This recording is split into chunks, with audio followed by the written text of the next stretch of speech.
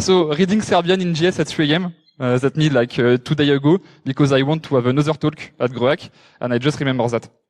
So, simple stuff. I search for a PLC and a router LTE or 4G on the internet, and I see this Serbian company that called Geneco. Okay, Geneco, M2M, GPS, ECR system, and go and more. This can be fun. So I take the Favico, the fav of my ICO. I take the MD5 hash, and after that I can say query in Shodan. Okay. So this is a pretty funny stuff, because I was searching a provider and a constructor that put the same Favico on their website than on their router and stuff. This is quite fun because you need only to take the Favico of the constructor and it will duplicate it in every product. So it's you can pivot with that.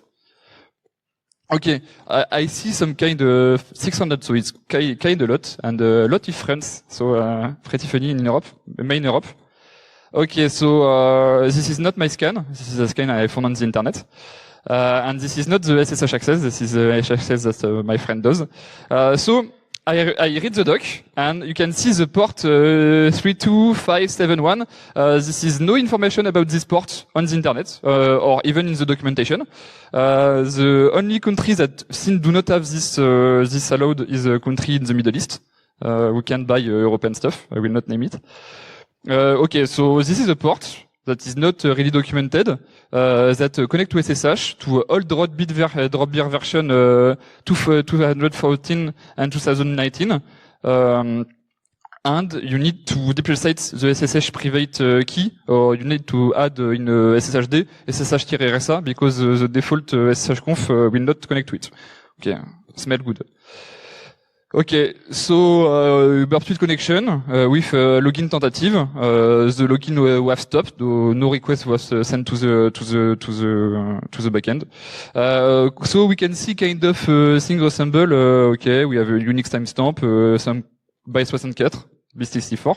So cyberchef me that, and this is I see ATOR $123. This kind of resemble a password, because the password that I just sent was administrator 123.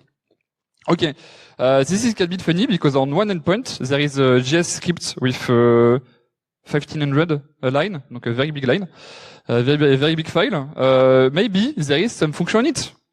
Okay, send username password. This is very cool.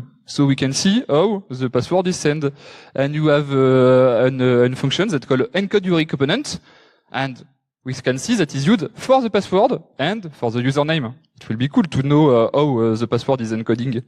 So this is the encoding stuff that I take from the JS, and you can see administrator 123. Vive l'Algérie, je sais pas.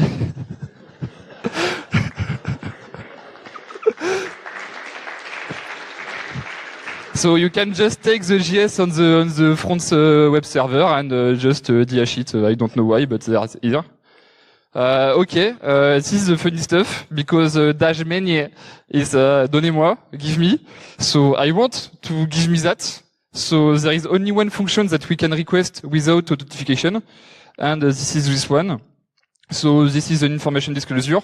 You can see all the stuff that is enable or disable. So the activate OpenVPN SSH is enable. This is accessible. So you have all the information about what is activate, enable or not on the Geneco router.